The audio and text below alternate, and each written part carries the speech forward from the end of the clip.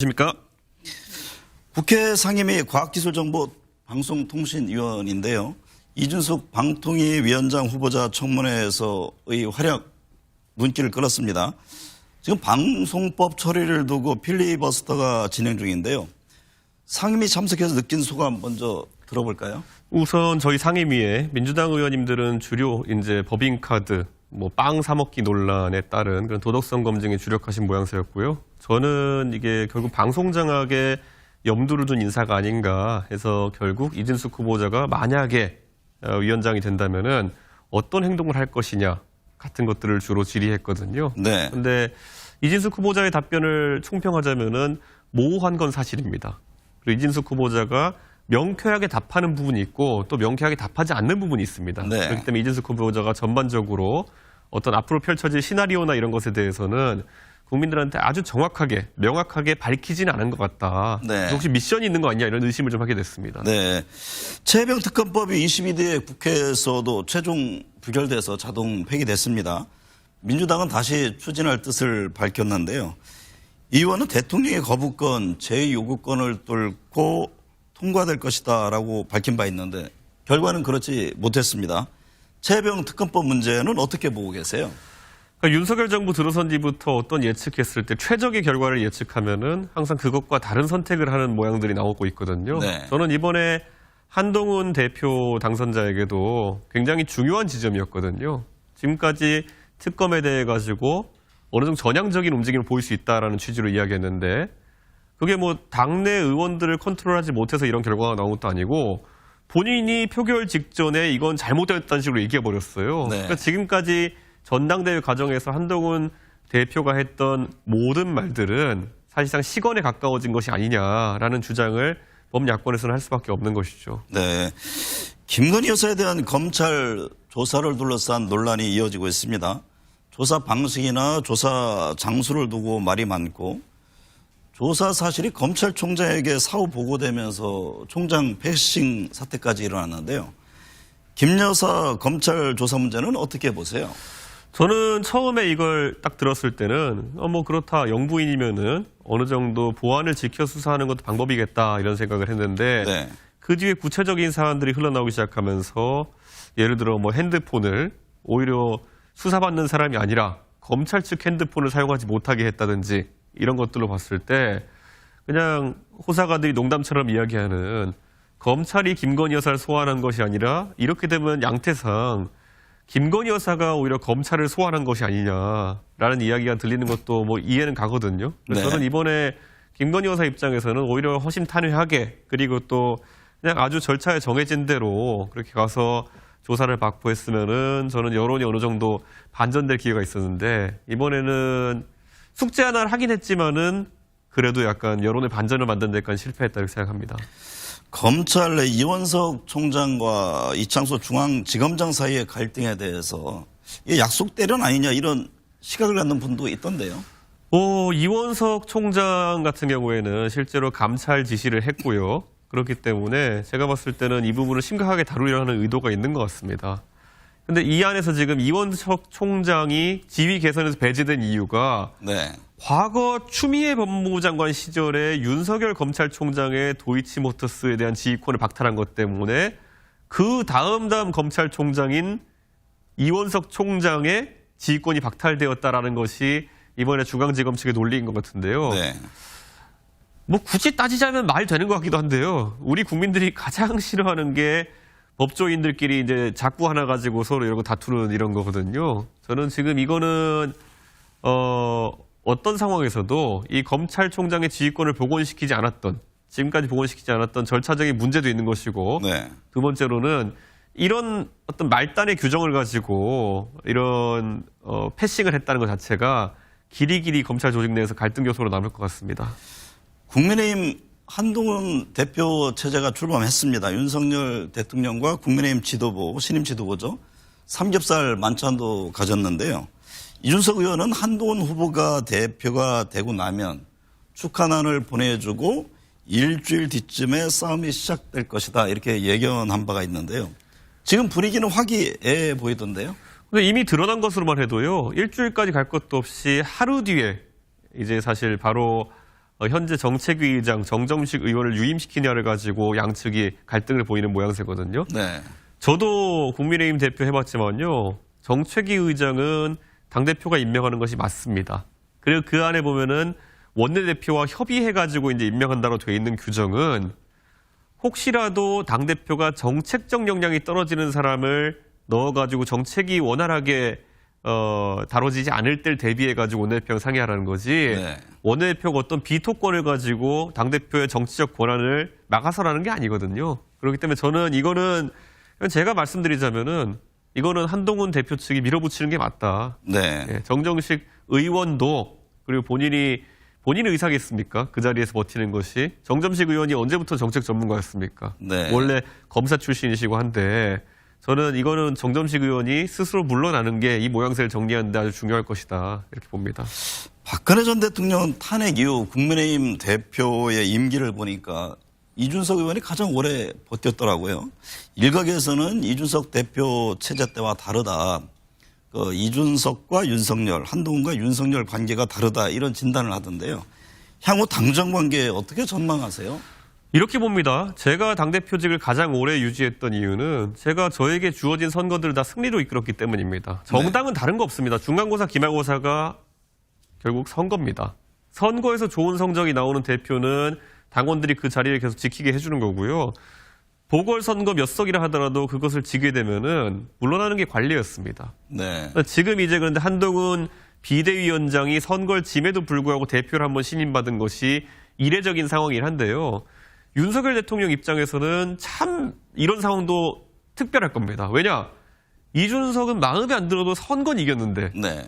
여기는 선거도 지고 마음에 안 든다. 제가 흔히 이거를 이제 욕쟁이 할머니 맛집에 계속 비유를 하는데요. 아무리 이준석이 기분 나빠도 선거 이기니까 이게 맛집인데 이거는 기분에도 안 들고 맛도 없는 집이다. 네. 우리가 욕쟁이 할머니 맛집에 가는 이유는 맛집이기 때문에 가는 거지 욕쟁이 집이기 때문에 가는 게 아니거든요. 욕만 먹으면서 왜 그 집을 갑니까? 그게 그대로 지금 아마 한동훈 위원장을 바라보는 윤석열 대통령의 심정일 것이다. 이 한동훈 대표 체제로 선거 이길 수 있으면 모르겠는데 그게 아니면 나는 뭐지? 나는 뒷방으로 물러나고 이기지도 못하면 뭐가 되는 거지? 네. 이런 생각을 할 겁니다. 용산 대통령실과 한동훈 대표 간에 최혜병 특검법 또 한동훈 특검법을 놓고 서로 눈치 보기에 들어간 것 아니냐 이런 해석도 있던데요. 글쎄요. 그러니까 그런데 그거는 여권에서 컨트롤하는 것이 아니라 범야권에서 그런 법안들을 낼 것이냐의 문제거든요. 네. 그리고 한동훈 대표에 대한 특검이 진행된다면 저는 지금까지 누차 이게 성립되기 어려운, 수사하기 어려운 사안이다라고 얘기했는데요. 뭐 딸의 무슨 그 대학 입시 비리라든지 이런 걸 캐겠다는 게 조국 혁신당의 생각인 것 같은데 저는 말도 안 된다고 생각하고요. 그런데 전당대회 과정을 거치면서 갑자기 댓글팀 파문이 터지고 그다음에 이것이 한동훈 후보 측에서 해명하는 과정에서 어쨌든 여론 형성을 하는 팀 같은 게 있었다는 것 정도는 확인이 된 상태예요. 네. 예, 그게 장해찬 전 최고위원의 증언으로 이제 확인된 상태인데 그러다 보니까 특검이 저는 할 수도 있다는 생각이 이제 들거든요. 네. 근데 여기서 문제는 자, 지금까지 대통령께서 거부권을 쓰실 때는 형식은 이래요. 당에서 대통령에게 이 특검은 안 좋은 특검이니까 당에서 대통령에게 거부권을 써주십사라고 제안하는 모양새예요. 그럼 대통령이 알겠습니다. 거부권 쓰겠습니다. 이런 모양새거든요. 근데 한동훈 특검은 그게 성립이 안 돼요. 네. 한동훈 대표도 법률가인데 본인에 대한 사안을 가지고 자기는 당대표인데 대통령에게 당에서 생각하기에 이 특검은 안 됩니다. 그러면 자기 머리 깎는 거거든요. 그러니까 저는 이거는 좀 약간 다른 양상의 특검이 될 거다. 그래서 좀 당황스러운 상황이긴 하지만은 한동훈 특검만 통과되는 상황도 나오는 거 아니냐. 네. 이런 호사가들의 얘기가 나오고 있습니다. 만에 하나 한동훈 특검법이 발의가 된다면 이 대표는 어떤 입장을 취할 계획이세요? 저는 우선 특검법이 아직 성안이 안 됐기 때문에 네. 조국 혁신당 측과는 가끔 얘기를 합니다만은 지금까지 내용이 좀 부실했던 게 사실입니다. 네. 왜냐 조국 대표는 지금까지 자식 수사나 이런 거 연주화에 대해서 부정적인 입장을 밝히신 적이 몇 번 있는데 거꾸로 한동훈 대표의 딸에 대해 가지고 수사해야 된다. 이런 것들이 제가 봤을 때 논리적으로 안 맞는다 생각해서 제가 몇 번 공개적으로 지적한 적이 있거든요. 근데 만약에 이게 그걸 넘어가지고 법무부 장관 시절에 여론 조성팀 또는 여론 이런 다루는 팀을 운영했다 이런 거 그리고 거기에 네. 만약에 장해찬 전 최고의 증언처럼 공무원이 혹시 참여했을 가능성이 있다. 그러면 이거는 심각한 의혹으로 격상되는 것이죠. 네. 이 의원은 한동훈 대표에 대해서 10월 위기설을 예고한 바 있습니다. 10월에 있을 보궐선거 결과에 따라 입지가 달라질 것이다라는 전망인데요. 반대로 성적이 좋으면 한동훈 체제는 더 탄탄해지는 겁니까? 당연하죠. 그 윤석열 대통령의 그런 어떤 실정이라고 해야 될까요? 이런 것을 딛고 한동훈 대표가 미래 권력으로서 새로운 모습을 보여가지고 만약에 선거를 이긴다? 이거는 완전히 이명박 정부 시절에 다소 이명박 정부가 침체기 갔을 때 박근혜 대통령이 치고 난 거랑 비슷한 모습이죠. 네. 그게 가능하다면은 당연히 차기 주자로 우딱 서게 되는 것이겠죠. 네. 예. 한동훈 대표에 대한 평가가 궁금합니다. 정치 입문 7개월여 만에 여당 대표가 됐는데 범보수 진영 내 차기 대선 주자로서 이 의원과는 경쟁 관계인가요? 저의 대체제가 될 수는 없습니다. 어떤 영역에서는. 네. 그렇기 때문에 서로 다른 영역에서 뭐 강점이 있다든지 이렇게 하는 관계일 텐데요. 한동훈 대표가 지금까지는 사실 이미지 정치를 해온 게 사실이거든요. 그리고 그 이미지 정치로 매우 중요한 선거에 장수로 나섰다가 대패한 것도 사실이거든요. 네. 그럼 이제부터는 실질적인 정치를 어떻게 하냐의 문제거든요. 더 이상 이제 뭐 던킨 도너츠 들고 무슨 닭 들고 사진 찍고 뭐 이런 거 갖고 안 되는 상황이거든요. 선거 때는 시장 같은 데 가면요. 알아서 당협에서 동원하니까 빨간 옷 입은 사람들 모이고 그러죠. 지금은 선거도 없지. 그다음에 지금 당대표가 원내도 아니지 이러다 보니까 당장 하루 떼거리 하는 게 힘든 상황이 올 거예요. 지금 당장 당선되고 나가지고 솔직히 별로 뉴스 없잖아요, 지금. 네. 새로울 만한 뉴스들이. 그래서 아마 한동훈 대표 입장에서는 치고 나가는 게 굉장히 관건이 될 것이다.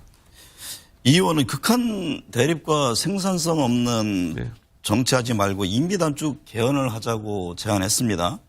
이에 대해서 여권은 그냥 사임시키자 하지 그러냐며 비판했는데요. 임기단축 개헌론을 주창한 배경은 어떤 겁니까? 실제로 저는 예전에 박근혜 대통령이 탄핵이 되었을 때도 제 기준은 하나였습니다. 박근혜 대통령이 그 당시 시점에서 여러 가지 의혹을 딛고 남은 임기 1년을 정상적으로 수행할 수 있겠느냐에 대해서 저는 어렵다고 봤습니다. 그때. 네. 예, 그 전에 4년 동안 누적된 모순이나 이런 것 때문에 어렵다 봤고 지금은 그런데 윤석열 정부에 있어서 그 시기가 좀 더 빠를 수도 있겠다는 생각을 하게 된 겁니다. 근데 제 입장에 봤을 때는 박근혜 대통령 그 당시에 탄핵되었을 때 그럼 그 다음에 그게 질서 있는 다음 단계의 준비가 되었느냐 그렇지 않거든요. 탄핵을 통해 가지고 갑자기 별안간 대통령직이 날아가고 원하니까 2개월 내로 사실상 보궐을 비슷한 성격의 대선을 치러야 되는 상황이었고 네. 문재인 대통령도 집권하시자마자 인수위가 없는 상황을 집권하다 보니까 굉장히 혼란스러웠습니다. 그래서 저는 야권이 준비해야 될 거는 결국에는 이게 왜 자꾸 이런 일이 반복되느냐. 구조적인 모순이 존재한다는 걸 이제 정치권이 받아들여야 됩니다. 네. 그래서 저는 여권에서 생각해 봐야 되는 것이 어쩌면 이게 박근혜 대통령 개인의 윤석열 대통령 개인의 심각한 문제가 아니었을 수도 있습니다. 이분들이 권력에 들어가게 되면은 주변이 비게 되고 그럼 그 공백을 간신배들이 끌고 들어오고 애초에 우리 대통령제가 그런 제도일지도 모르는 겁니다. 네. 그렇기 때문에 이거를 한번 견제가 되고 균형이 발생하는 그런 형태를 바꿔보자라는 얘기를 당연히 정치인이 해야 되는 것이죠. 왜냐 이런 일이 몇 번 반복되면 시스템의 문제도 봐야 되는 겁니다. 예. 이 의원이 제안한 임기단축 개헌은 결국은 대통령의 결단이 필요한 부분인데 과연 그런 선택이 가능할까요? 저도 이렇게 생각합니다. 87년도를 되돌아보면요. 더 어쩌면 강한 권력을 휘두르려고 했던 전두환 대통령도 네. 결국에는 불가항력이었습니다. 저는 윤석열 대통령은 전두환 대통령처럼 독재를 한 것도 아니고 다만 지금 본인이 대통령직을 해봤을 때 내가 봤을 때는 내 임기를 조금 희생해서라도 다시는 이런 어떤 극한 대립이 반복되지 않도록 내 역할을 해야겠다 그러면요. 저는 저만 해도 윤석열 대통령의 그런 어떤 희생적인 자세에 대해 칭찬할 겁니다. 그거는. 네, 지금까지 그런 결단이 쉽지 않다고 사람들이 생각하는 만큼 네. 그 결단을 하게 되면 대단한 겁니다. 그거는. 네. 예. 최근 집값이 크게 오르고 있습니다. 유승민 전 의원은 집값 급등을 막아내지 못하면 윤 정권은 무너질 수 있다 이런 경고도 했는데요. 세금 정책과 관련해서 정부는 상속세 완화안을 내놓은 바 있고 지금 종합부동산세 또 금융투자소득세 세제 정책을 놓고 정치권에서 지금 갑론을박입니다. 부동산 시장이라든가 세금 문제 등 경제를 바라보는 시각이 궁금합니다. 저는 금투세 문제 같은 경우에는 지금 자산소득을 거의 갖기 어려운 네. 그런 젊은 세대에 있어가지고 굉장히 충격으로 다가오는 것이고요. 그러다 보니까 영원히 이 경제적 계급을 뛰어넘지 못하게 하는 그런 세금이 되지 않을까라는 우려가 있습니다. 그렇기 때문에 저는 지금보다도 훨씬 더 점진적 시행의 형태를 취하는 것이 옳다. 저는 이런 생각을 하고요. 세율을 단계별로 조정해 나가면서 올리는 것이 가능할 것이다 이렇게 보고 부동산은 양날의 검이긴 하지만요. 지금 부동산 가액 자체도 문제지만은 네. 더 큰 문제는 결국 빚내서 집 산 젊은 세대가 상당한 레버리지를 끼고 집을 산 상태인데 집값이 내려도 깡통이 되는 것이요. 거기에 더해서 최근에 이자 부담이 거의 2배씩 늘었습니다. 그러다 보니까 가처분 소득이 거의 지금 과거에 비해 가지고 집을 갖고 있는 사람들이 100만 원씩 떨어지고 이런 부분도 있어요. 저는 그렇다고 한다면은 이자율 관리를 오히려 더 잘해야 되는 것이다, 지금. 네. 그런 생각, 그게 젊은 세대가 더 중요하게 생각하는 부분이다, 이렇게 봅니다. 미국 대선을 바라보는 시각도 궁금한데요. 바이든 대통령이 후보직에서 물러나고 카멜라 해리스 후보가 미국 대선 후보가 돼서 지금 트럼프 전 대통령과 맞붙게 됐는데요. 어떤 점을 주목하고 계세요?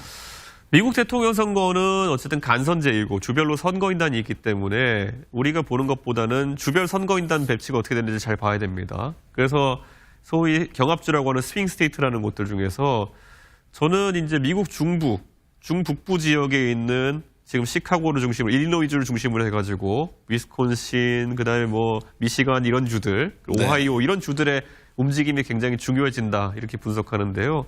사실 민주당이 아직까지 바이든 대통령의 불출마 선언 이후에 다 결집한 게 아닙니다. 네. 그래서 빌 클린턴 대통령 부부 같은 경우에는 해리스 후보에게 지지를 보내는 모양새지만은 오바마 부부는 어제쯤부터 움직이기 시작했거든요. 네. 근데 아까 말했던 그 주요 경합주, 원래 일리노이 시카고가 오바마 대통령의 본거지입니다. 그렇죠. 그래서 오바마 대통령이 움직였을 때 만약에 그 5대5 연연에 있는 주들이 움직인다면은 해리스 후보가 상당히 지지세를 더 확보할 수 있을 거로 보이고요.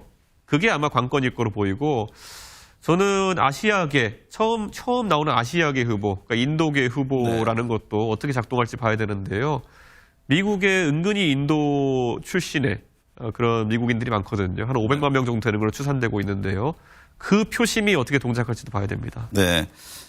얼마 전 예능 프로그램에서 집을 공개했습니다. 집에서 요리를 해먹는 뭐 편안한 일상적인 모습으로 시청자들에게 다가갔는데 왜 놀랐다 뭐 이런저런 반응들이 많이 나오대요. 우리 저희 동탄에 연예인들이 많이 이제 온 건 거의 처음일 겁니다. 네. 한두 명씩 이렇게 오고 이랬는데 이번 MBN에서 가보자고라고 이렇게 진행한 예능에서 안정환 선수라든지 아니면 뭐 홍현희 씨 같은 유명한 개그맨이라든지 김가연 씨 뭐 이런 분들 다 이제 와가지고 굉장히 그분들 보고 놀랐어요. 연예인들 보고. 네. 그래서 뭐 그 방송 내용을 보면은 홍현희 씨 같은 경우에도 실물 미모가 대단하신데요. 이렇게 사람들이 놀라기도 하고 이런 것도 있는데 하여튼 동탄 지역의 홍보에 있어가지고 저는 동탄의 국회의원으로서 할 수 있는 역할을 다 할 거고요. 실제 지금도 이 시사방송이지만은 방송 보시는 분 중에 혹시 젊은 부부 아니면 또 자식분들 또 이렇게 살 곳을 찾는 분들 있다면요. 동탄 이신도시 한번 방문해 보시고 판단하시는 것도 좋을 것 같습니다. 네. 역시 지역구 또 자랑 많이 하시네요. 예. 네.